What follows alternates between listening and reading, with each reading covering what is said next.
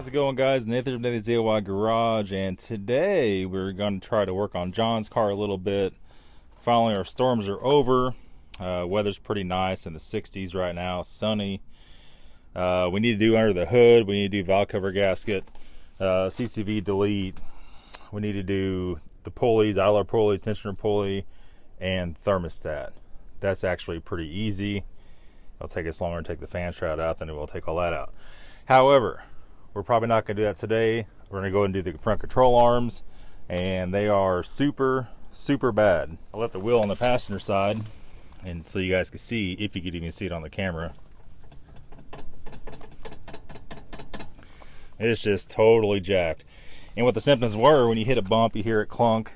And then his biggest symptom was whenever he hits the brakes and lets off, you could hear it like creak and crack. And that's telltale sign the ball joints are gone, or at least one of them's gone. And we can see all that plates coming from the thrust arm.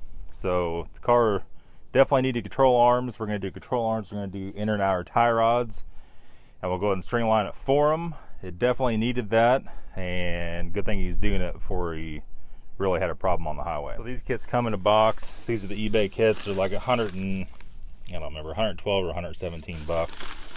Less than 120 bucks. And it comes with a set of thrust arms. It comes with the camber arms, which are the smaller, I'm sorry, those are the slow bar links. Comes with those too. Comes with a camber arm, which is right here, which holds the camber. And then it comes with the inner and outer tie rods, which on this particular model are already put together. Sorry, that's a thrust arm. Alright, there's the tie rod. Tie rod is right there, and you can see they're threaded together. So what we're gonna have to do, we're gonna have to reuse his old boots. His old boots look good from a quick glance. Hopefully they are. We're gonna have to separate the old ones. A lot of times they're froze together right here, and you have to cut them. Before we cut them, you gotta make sure it's the right one. Don't want to get into that. And then we're just going to install the boot, put it back together, thread them in the rack and pinion right here, and reinstall. We'll take an overall measurement of this. That'll get it close. Taking measurements from new tie rods. That is not close enough for alignment. A lot of you guys think it is. It is not. You can measure all you want, as perfect as you want to measure, but it's never going to be right. The only way to line it up at your house is string line, unless you have a $300 or $400 alignment device. Other than that, you got to take it to somewhere to get it aligned. So these cars are set up a little different than most stuff. A zip tie on the boot there. Set up a little bit different than most stuff. What we're going to have to end up doing, first of all, we're going to jack the whole front of the car up, not just one side. If you don't jack both sides up, the sway bar is going to fight you where you can't do this job. Got to have both the front tires off the ground. We have the sway bar end link down here, which goes from there up to right there. Okay, that's held on by this little bracket here. So we're going to go ahead and zip the bracket out of there. I'll probably go ahead and take this bolt here off, even though it only holds a bracket to the control arm. Then we're going to pull this bolt right here out, and that bolt right there is the pinch clamp for the strut.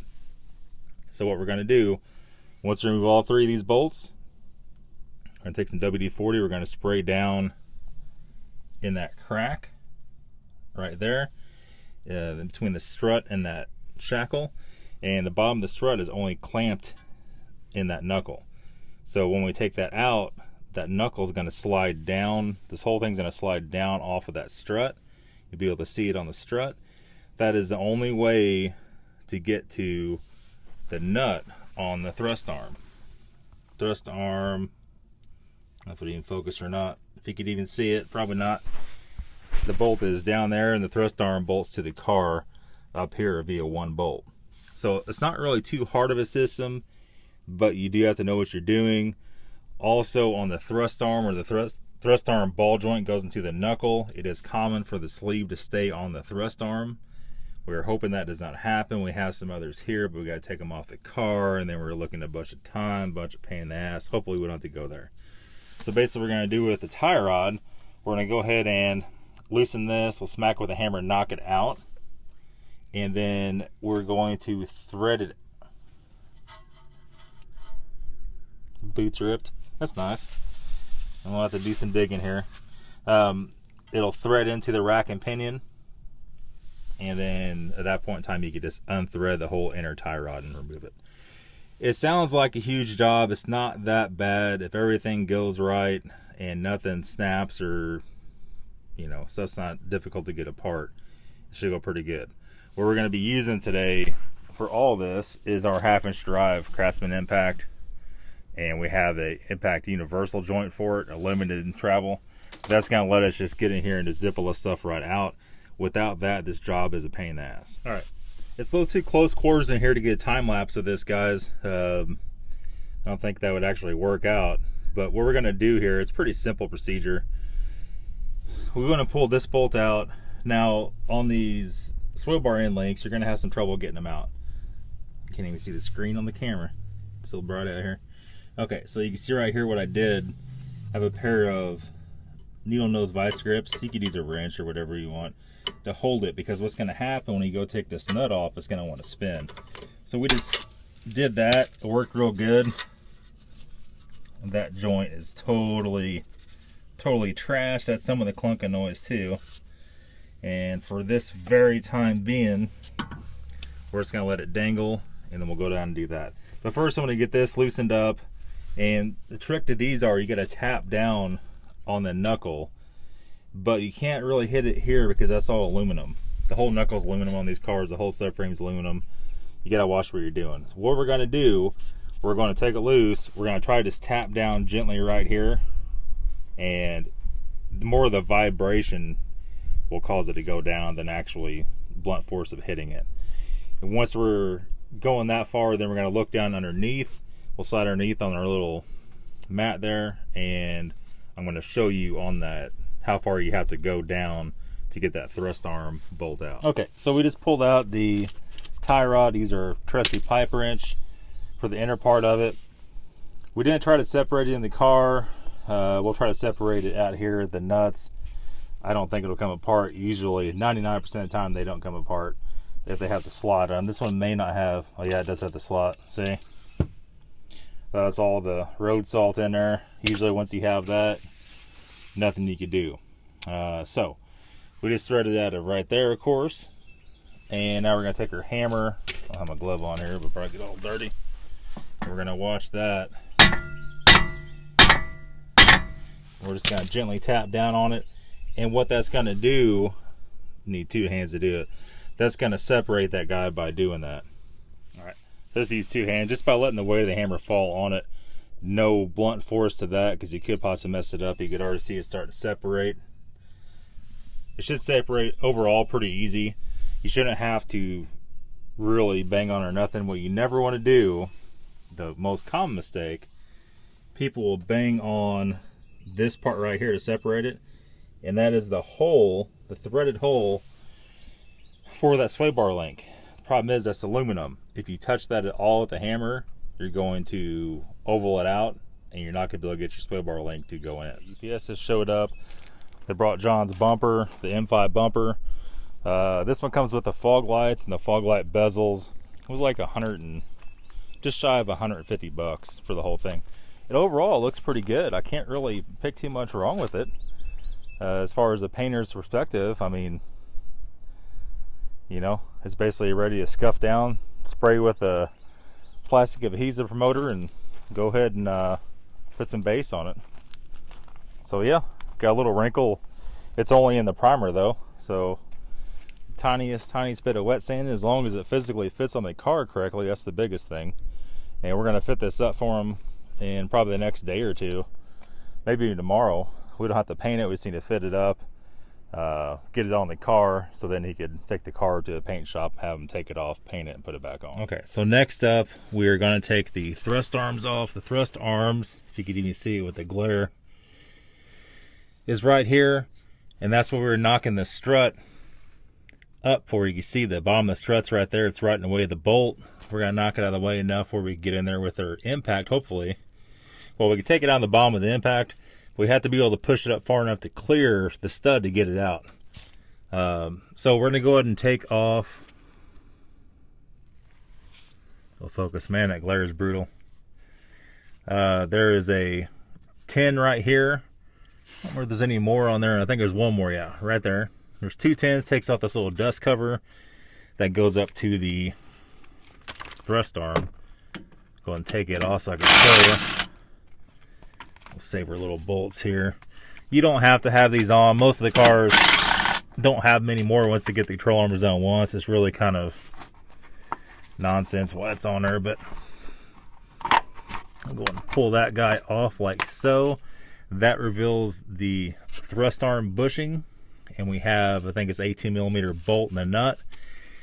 Now, these bolts are pretty difficult, not difficult to break loose and take the nut off. They're difficult to physically get the bolt out of.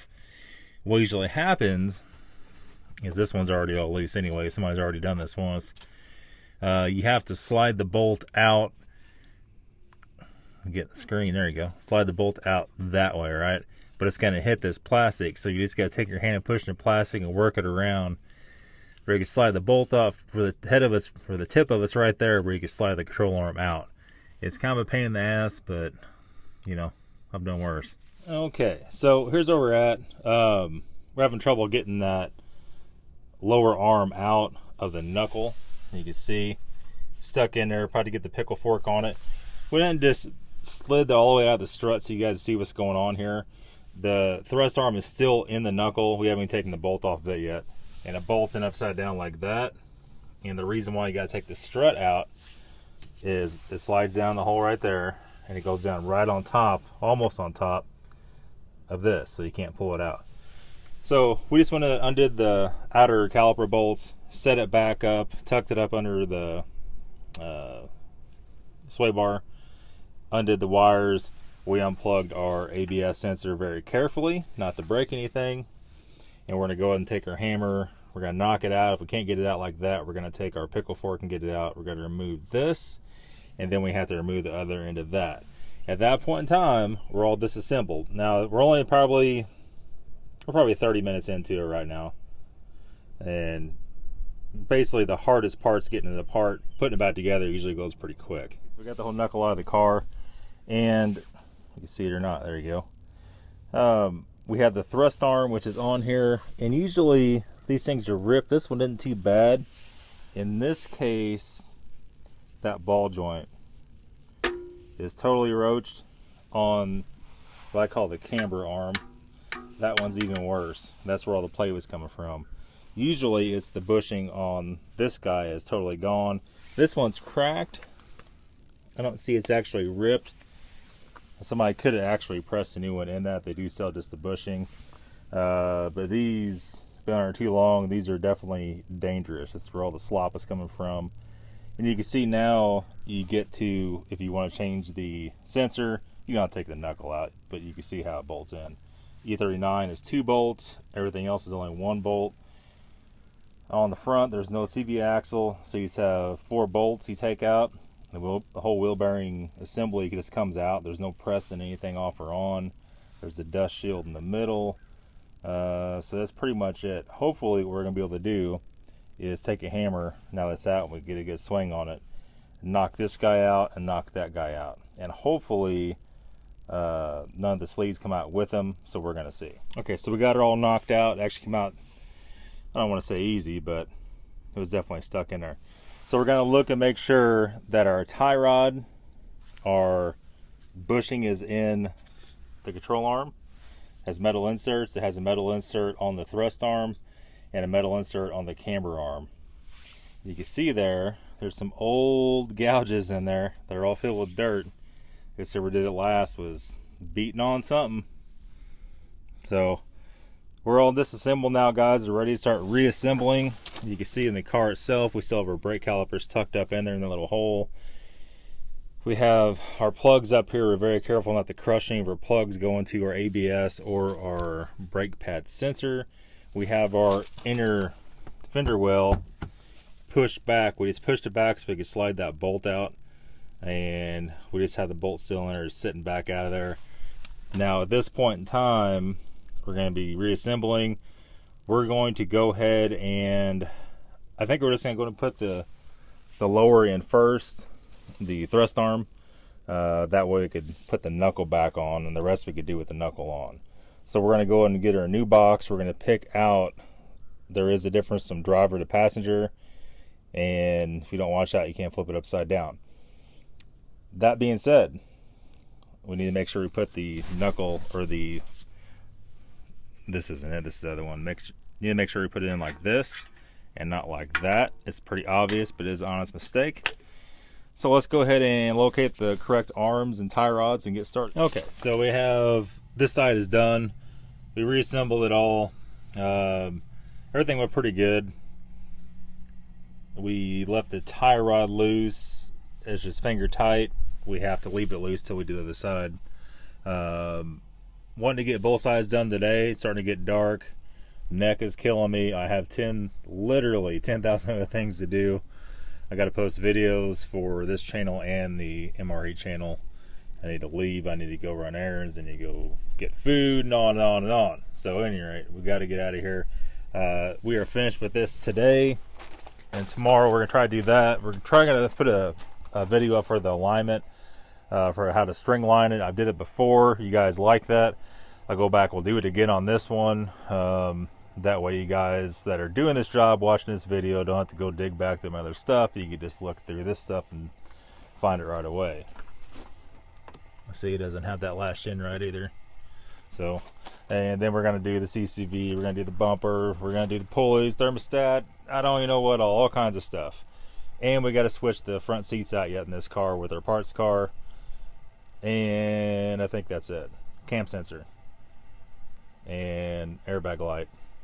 And I think that's it. Anyways, guys, that's pretty much it for today's video. I'm gonna take me a shower, take some leave, go do all my stuff. We'll be back tomorrow with the part 2 to this video. I'm trying to set this camera up on time lapse. It's such a tight space. I don't know if I can make that work or not without constantly getting into it. I don't know. We'll look at some stuff. We'll see. I have a gooseneck mount. We'll see. Maybe we could just do that. That's it, guys. Thanks for watching. See you later.